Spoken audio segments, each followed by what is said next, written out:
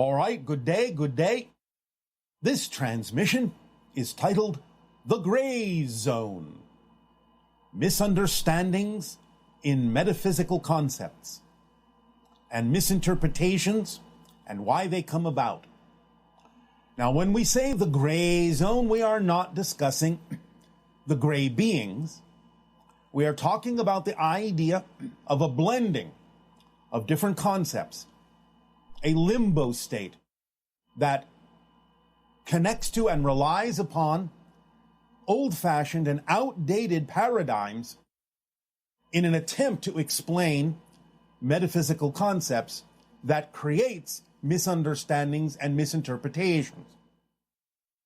And we will provide the key to eliminating those misinterpretations, misunderstandings. Now, again, remember that there is a difference, as we have said, between the description of an experience, which is valid, and the description of the underlying mechanism that is creating that experience, which is also valid. Even though sometimes those two things can seem diametrically opposed, the idea is to simply understand the difference between a linear-based description within time and space, based on concepts that you're used to thinking about, and a newer, more modern understanding of the underlying mechanisms that create those experiences. So to allow for more clarity, it would be more wise to be able to recognize and acknowledge both simultaneously. On one level, saying, I am choosing to create an experience of such and such, while simultaneously I understand that the underlying mechanism is this or that, so that I am not assuming, nor in my communications about metaphysical concepts, allowing you to assume that I believe that the emotional and experiential description has anything to do with the actual mechanism at hand that is creating or allowing me to create the experience that I am describing. So that these two things can be acknowledged simultaneously as equally important, both the experiential description and the description of the mechanism, allowing you to have the experience while not allowing anyone to assume that you necessarily think that the description of the experience explains how the experience was created or why it's happening, thus creating more clarity, more distinction between those two states so that you can use them more flexibly and so that there is no confusion about what is actually being said. So the idea, as we have given examples of things like reincarnation, where in the old paradigm you say, well, I have lived before as this other person, I may live again as another person, instead of understanding the actual mechanism of everything exists simultaneously. I, the person I am now, have never been another person because that other person exists at the same time that I do. Even though it is separated by the illusion of time and space, to use the word time in this concept, saying it exists at the same time, means it is happening simultaneously. All things are happening simultaneously. All things existing in one single timeless moment that, when you look at it from a linear perspective, appears to be stretched out in a moment after moment after moment sort of paradigm. But again, thinking about it from a linear perspective, viewing it and attempting to describe it from the linear perspective of one life after another, while it can be created as an experience, is not a description of the mechanism, since the mechanism is that everything exists all at once.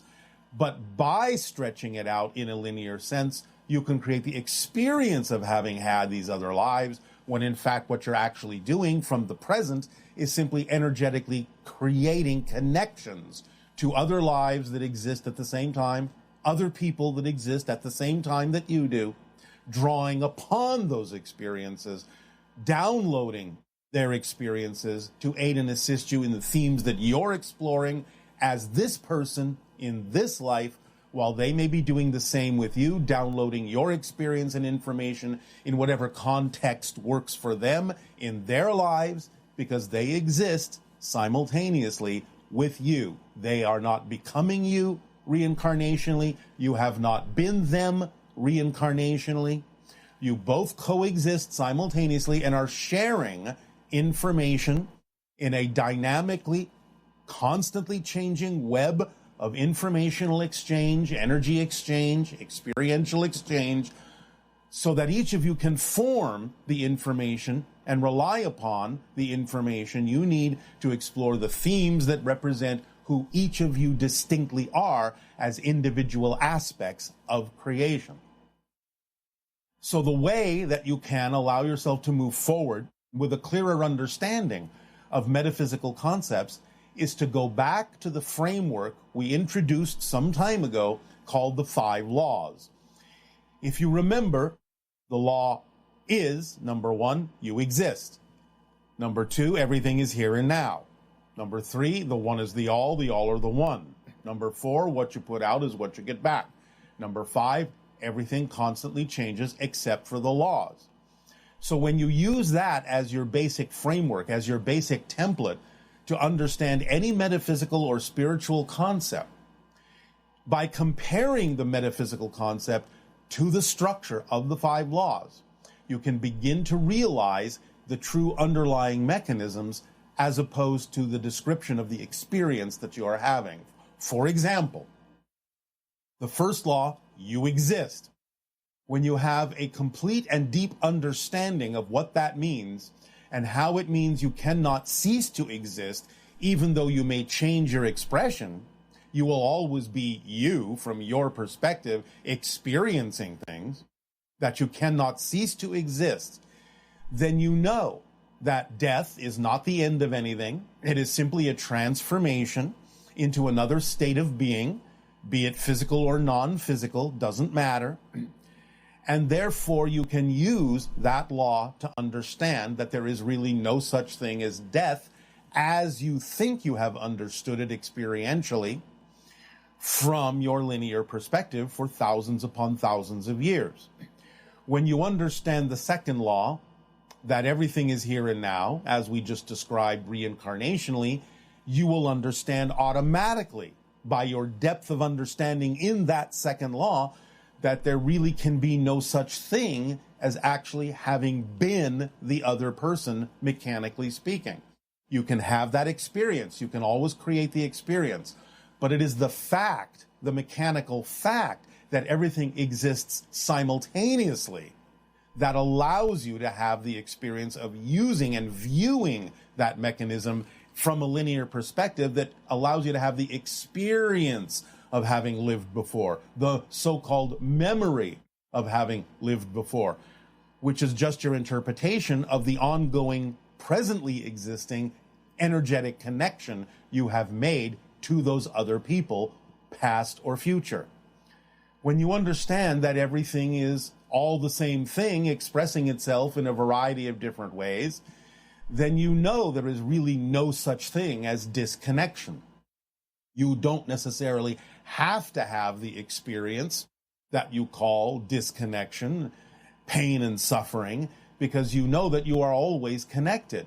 Even if you create the experience of disconnection, you have to create that from the understanding that you are always connected.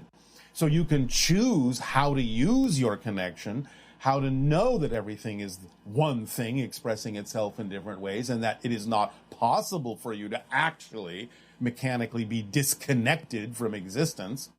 but you can use it to create the experience of disconnection, use it to create the experience of disempowerment,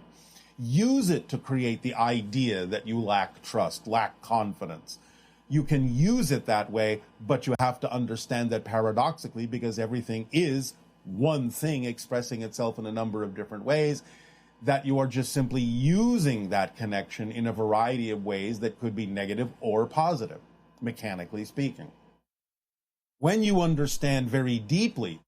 that what you put out is what you get back, you can understand that physical reality is a guiding mechanism that is showing you exactly a reflection of the vibrational resonance and frequency that you are giving off with your belief systems, be they conscious or unconscious.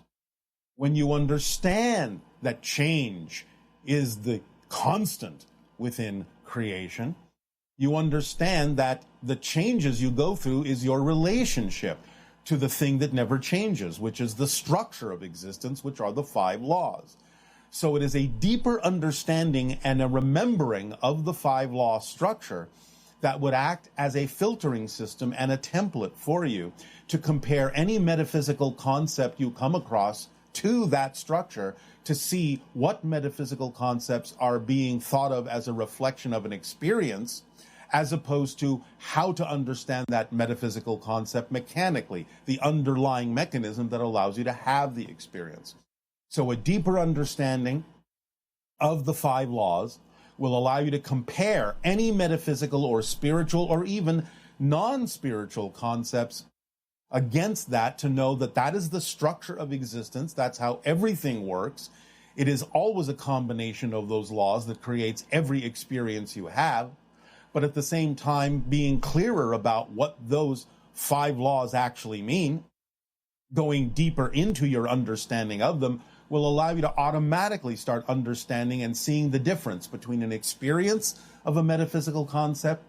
and the mechanism that underlies it. Again, for example, the concept of psychic functioning or predictions. If you know, again, that everything exists now, then it is not a surprise that someone who is tuned to a parallel probability reality could pick up on the idea that that reality that you could shift to may have a high degree of energy behind it, a high degree of momentum behind it, may be the most likely manifestational reality to occur if things do not change. But understanding the 5th law, that everything changes, gives you the opportunity to say, well, if I understand that that prediction is not necessarily a prediction of the future, but a prediction, a sensing of the energy that exists in the present, because everything is here and now, then I understand that it's simply an opportunity to know where the energy lies now, and to know that in the 5th law, everything changes, that if it doesn't necessarily have a lot of energy behind it, or the energy behind it can be changed, then the prediction doesn't necessarily have to manifest if it's not something that you prefer. And by adding energy to it in a different direction, by defining it in a different way, by using it as simply a present day sensing of where the energy is, instead of an absolute prediction of something that's inevitable or unavoidable, then you can use the law of change to add energy to it in a particular way that can allow the prediction to render itself obsolete by having known what it is telling you about the present energy. So again, using the 5 laws and comparing metaphysical concepts that you have lived with for thousands of years against that framework can give you far more clarity about what the mechanical truth is behind many of the metaphysical or spiritual experiences you may have in your life. So we would always suggest and recommend and encourage you to look more deeply into the 5 laws, understand them much more clearly, and that will give you the template to carry through life, so that anytime you have a metaphysical experience, even if you want to validate it as an experience, which is fine,